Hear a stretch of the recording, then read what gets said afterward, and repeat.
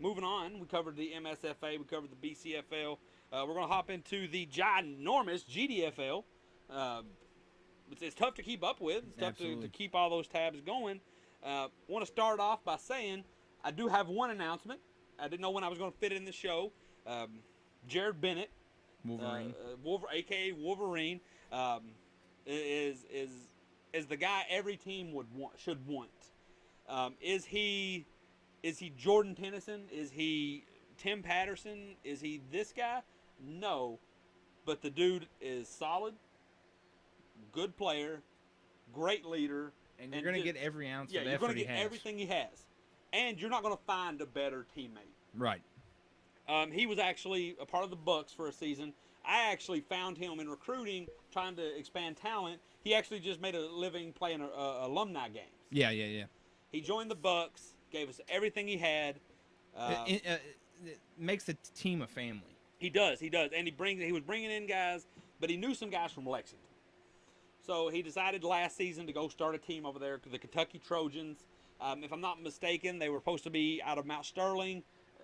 All this, you try to get the school on board, so you pick your name based off the local school. Long story short, they did the same thing this year. They had a solid season last year.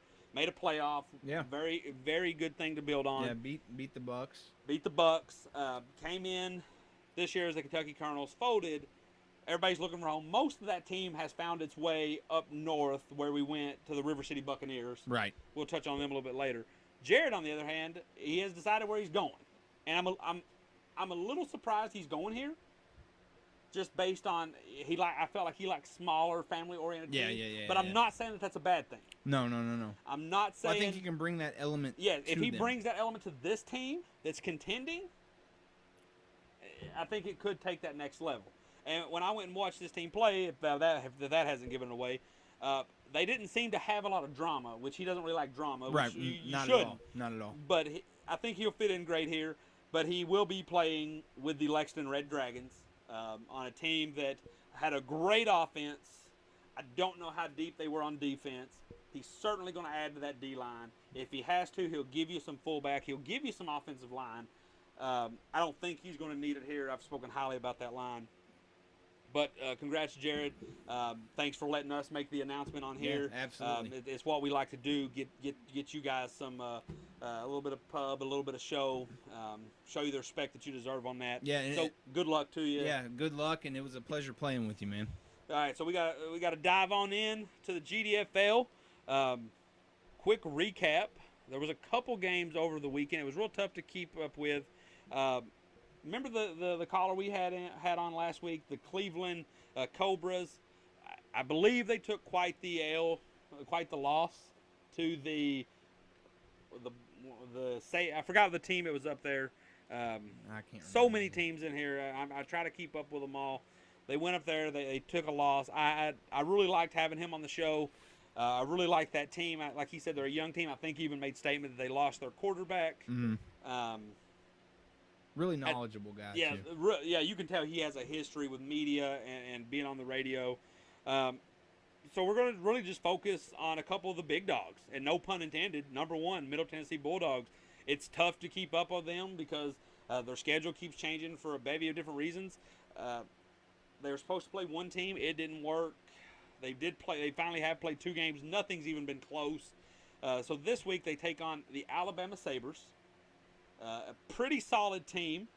One of those teams in the GDFL that are good. Yeah. But they have the misfortune of playing teams that are better. And I think that continues like here. The Bulldogs. Last week they came off the number 2 team, the Huntsville Rockets. I believe it wasn't close. I want to say it was 42-13, maybe 42-20. Like I said, they're a good team. I have faith that they could, in any other of these leagues, now I don't know what leagues are down in the Alabama area outside of the GDFL. Out of any of these other leagues, I feel like they can compete. You just happen to be with the big boys. Right. The Middle Tennessee Bulldogs, they just keep adding, they just keep building. And I know you're a Steelers fan, but they're like the Patriots. Except by comparable players, they're better. Because right. they got guys that would star on any other team, where the Patriots make the most out of it with secondary guys. Right. Well, and they've got But they're Devin Hester at kick returner, if you right. will. But it's equally even more impressive than an NFL team making the most out of special team players is a semi-pro team takes stars and says, like Eric Washington said last week, said, "Hey, you could be a star on any of these other teams. We need you to go sit down. Yeah, we need you to go sit down until it's time for you to play, and then you come in and do everything you have." Well, and I think what makes that work, because again, on the Bucks, we brought in a lot of stars, and role players couldn't accept that they were role players, even knowing they're not stars, and right. all that drama, that dilemma. Again, the same point that I'm trying to make to some of these other teams, like if we segue back a little bit, the Saints. Mm-hmm. If you make the playoffs and you can put that on your resume, and not folding, the Dogs have the ultimate resume right now. Right. Outside of one, like, bowl game loss or whatnot. I think they have a tie too, but yeah. So outside of that, I mean, the Dogs have come in and they've crushed every league they've joined. So some of these guys can respect coming off the bench. Even maybe they go to practice and feel like they're a little better than the guy that's starting. They know this guy's won. He's established. He's done stuff. The coaches that are winning these types of games trust this guy, and which is huge. The coaching staff has enough faith in themselves, their organization, and their team to say, you might be the best quarterback, the best running back around, but not for us. But my guys are better. Yeah. Or maybe not even be better, but they buy in. The gap of talent isn't enough to deal with your bad attitude or your poor behavior. Right. So either you get on board or you get gone. And it's a really tough it's a really tough mentality to sell, but when you sell it, boy, do you have it. With that being said, I don't think this one's close. I got the Middle Tennessee Bulldogs 44, the Alabama Sabres 12. I think they're just going to do this all season. Things may change a little bit once the playoffs start, but they've been playing. Their core group of guys have played 4 seasons. Yeah. Back to back. And then they got the depth where the core guys get the experience of 4 seasons, but not the wear and tear. Right. And when one guy leaves, they just replace him. Yeah. Well, and back to what you were saying, I think again this is a big blowout. They may even hold them to a goose egg here. I think they're a mixture, Cross, in my opinion, of that all-star team like Pittsburgh, and that Patriots team, because their role players, when I watched them play the Canes in the championship game, they had role players come out that I'd not seen them really play before. Right. Maybe they traveled a little light. Didn't look like they were making the plays that some of these other studs were making, but they buy in and do their job. Absolutely. So I feel like they have a kind of a mixture of both, if you want to compare them to those. So again, I see it. It could get ugly, I think. All right. So I think we both think that's, and I think we would probably echo that sentiment throughout the season. Right. Moving on, we got a little more local homegrown game. The Lexington Red Dragons have played 2 games, won them quite convincingly. This week, they finally get their first challenge. They take on, I think they go on the road. They take on the Chattanooga Eagles. For those who don't know, the Chattanooga Eagles were the runner-up of the GDFL last year. A lot of people said they may have fell off, but when you open up the season with the number 1 or the number 2 and then the number 1 team in the GDFL, it's going to be a rough start. Right. When they finally got to sink their teeth into somebody who's I would like a little less time. I would like to pick on somebody your own size, but they obviously the score was like 40-something to nothing. It wasn't picking on someone your own size. Right. But they obliterated the opportunity once it presented itself. Yeah, absolutely. So you're going to have a team that's the Red Dragons are a step up of the guys they played, but a step down from the Bulldogs. Right. And then you got the Chattanooga Eagles, or you got the Lexington Red Dragons, I'm sorry, who haven't quite played that person yet. And there's a lot of chirping. Are they going to play the Bulldogs? When's that going to happen? I hear it's on the books. I don't have all the details on that yet. But you got to get through this. Because if you can hang here, you don't have to win. You're not going to hang there. But you're not going to hang anywhere else. Actually, you probably do have to win if you want to win the league. But if you want to build, you have to come and show. With that being said, I think this is going to be a really good game. I don't know as much about the Eagles as I wish I did. I know that Dragons' offense is really good. I think that Eagles defense, or the Eagles offense, I think they have a decent quarterback. Right. I I have them winning, the Chattanooga Eagles winning 38-32. Close game. I think it'll be a great one. I'm not going to Chattanooga to watch it, but I think it's going to start a close game. And again, I know the addition of Jared may help with some of this. To me, the Red Dragons are still not battle tested. I mean, you come out, you get these soft teams. I've seen it a million times. Oh, yeah, I've been around you get these, you think you're battle tested. We're this, we're this, we're this. Then you run into someone who gives you some competition, and things start to go a little south. yeah, the difference between the haves and the have-nots starts to show. Yeah, it starts to show a little bit. So and now you're in trouble. I feel like the Red Dragons, if they win this, great, by all means. But I feel like they're going to struggle. Things are going to get a little rough. It may start close, but when the wheels fall off, they really fall off. I think they end up losing by two scores. It's hard for me to really put I want to say like 32 to 20 or something. You know, I maybe could see 2-3 scores. I think their quarterback's going to put enough points up.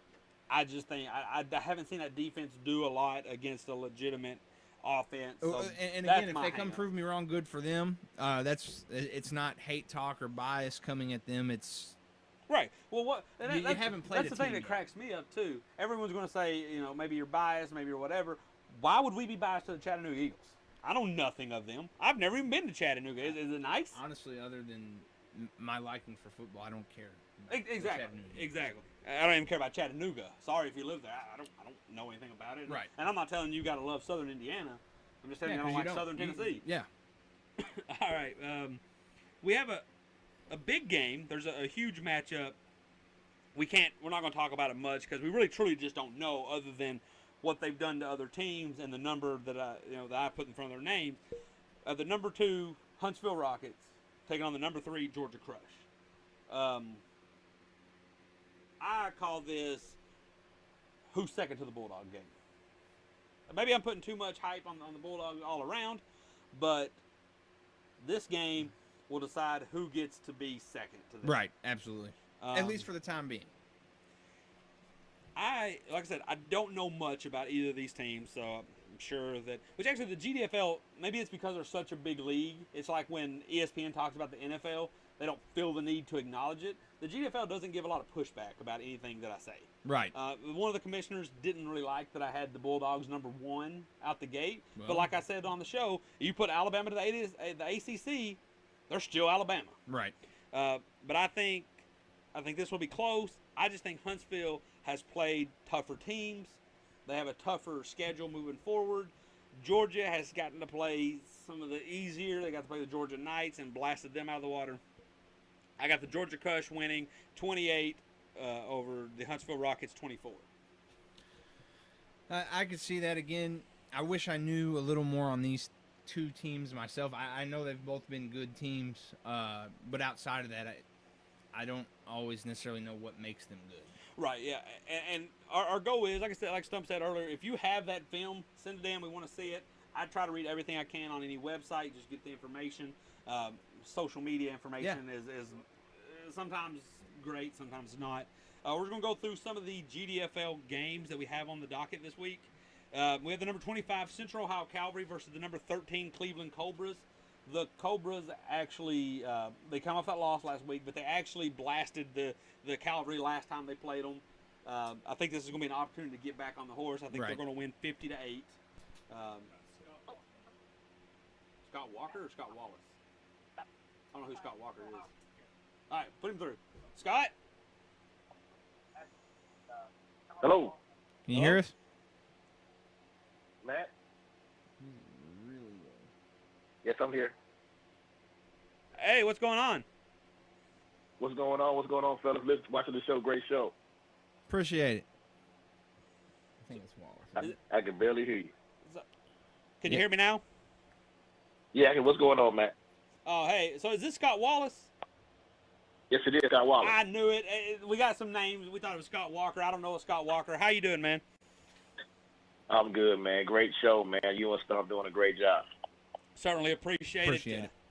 I know with what you're doing down there in Nashville, not only on the field, but the promoting, that certainly means a lot. What you got on your mind this evening?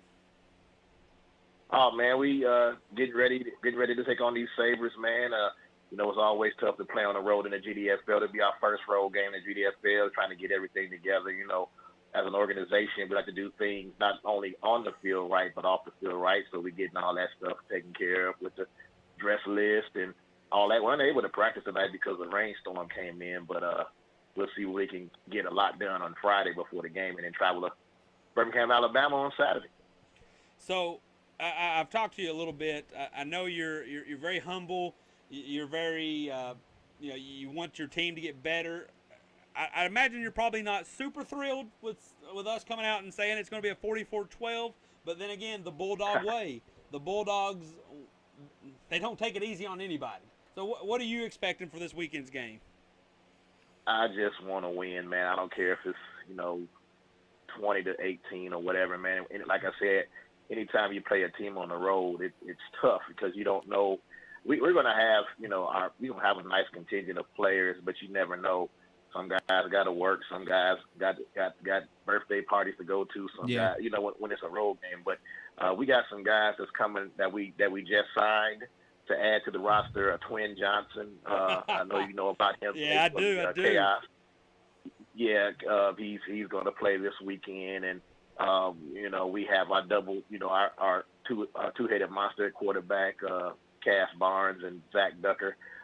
Going to be there, and guys, we're going to have some more guys that I'm excited to see get on the field. We picked up a guy named Kenneth Jones. He's one of the best athletes. You think Bebe's a great athlete?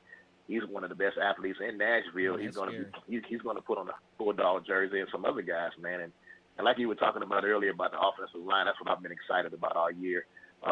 We have added some guys like Catfish, a guy named Catfish that played for the Raiders. He's been with me since he was in high school. Got him on there to add to what we had. So, I'm very excited about, the prospect of what's going on, But for me, the regular season, is great, but I really want to get to this playoffs and to the championship game. To be honest with you, man, I'm very anxious about getting there. Right, and let me just address: if I was a quarterback or a running back, I would trust being behind a Catfish. Did it turn off? Or you sure there, Scott? Yes, still here. Okay, I'm sorry, the little thing there. But I would want to be behind a Catfish all day. Any lineman named Catfish, I'm trusting. So yeah. Now that was one thing, and you helped me find out. I was a little curious about how the GDFL playoffs are going to work, because with so many teams, a path can be substantially different depending on how the playoffs set up. Now, I'm not saying it's going to be an easy road for you guys in any way, shape, or form, because you got the Huntsville Rockets in your division. The Chattanooga Eagles, I'm sure, would love another shot at you. But I personally don't see you guys having too much problems prior to the Final Four. How do you keep your guys engaged, knowing that you're probably going to put 40 or 50 points on everybody that's not named Georgia Crush, Huntsville Rockets, or Oklahoma Thunder if they can get back to what they once were? Well, and to kind of echo that point and take the question a little further, it seems like you've been good at keeping those guys motivated years prior. So what is it that you guys do? Because, you came into some leagues and just smashed everyone. So how do you keep your team playing to that level? Well, we guys are hungry, man. We have a way that you earn playing time in practice. So our practices become more harder than the games. Man, it's more physical in our practices than they are in the games. When we get to the game, these guys are just so happy to wear the purple to come in, man. And we keep the guys hungry. A lot of guys know that if they play well, like a Romeo Gilbert, you could be playing in the arena, or like a Preston Brown. He might be going to the Tampa Bay Buccaneers, and he's played with us before. So these guys know that, at this level, this is to get you.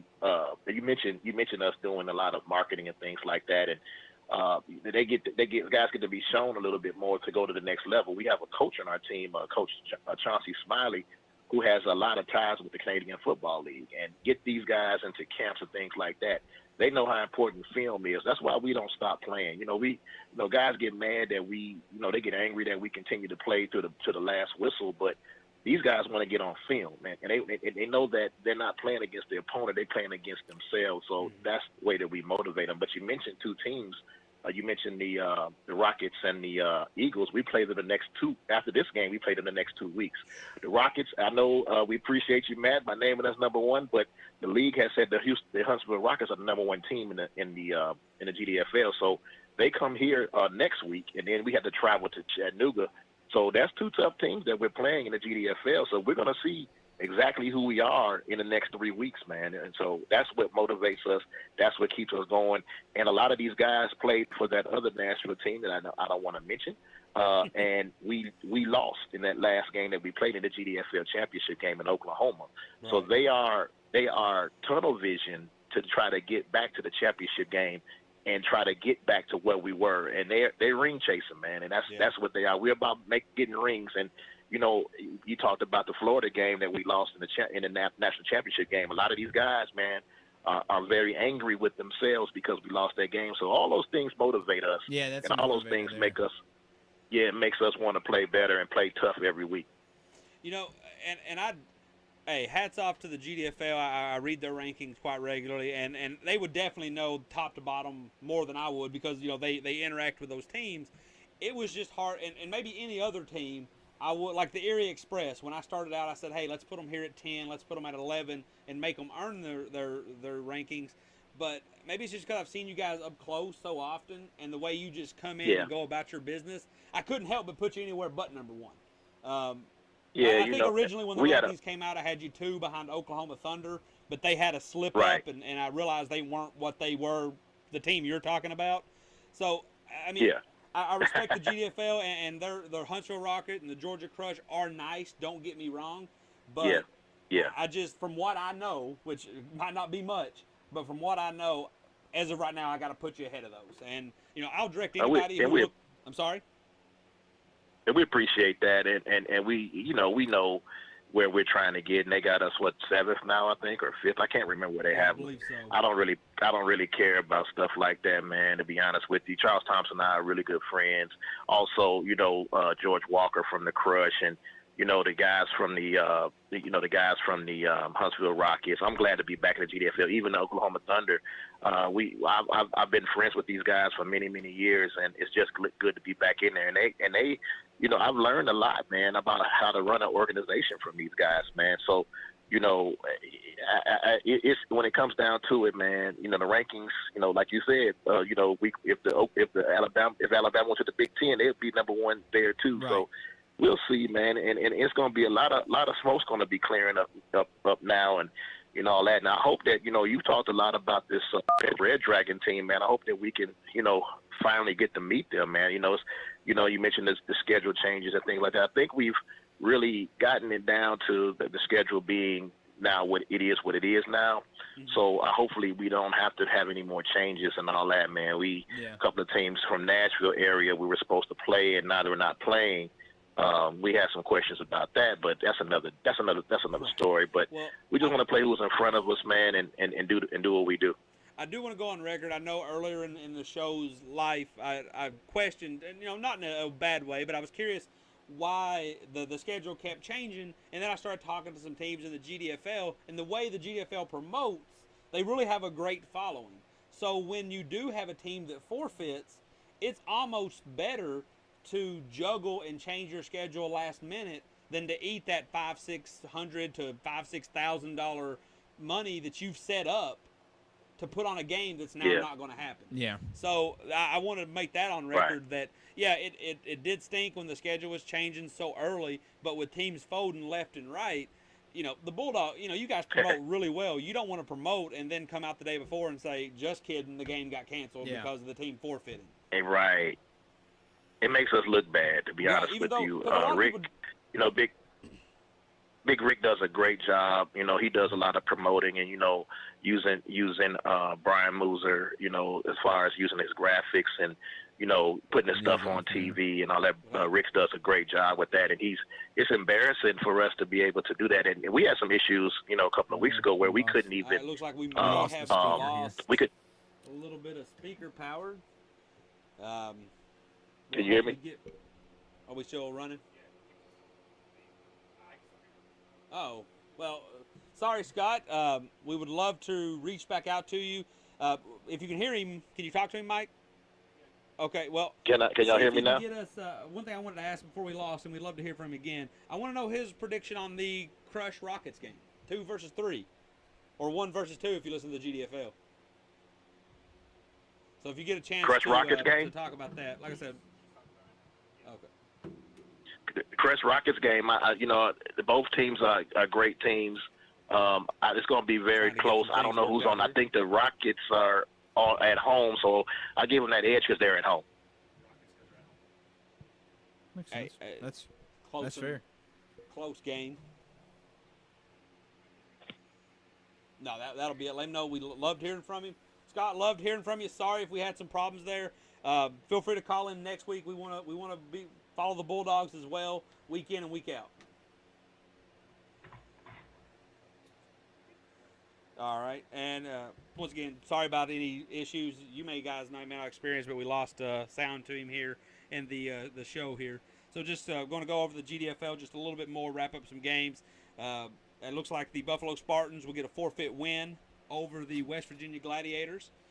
Erie Express getting another game against the West Virginia Smash, number 5 versus number 27. I think this is going to be a 66-0 win. That's fair. They beat them 58-0 the first time. I don't see why it would be any different this time.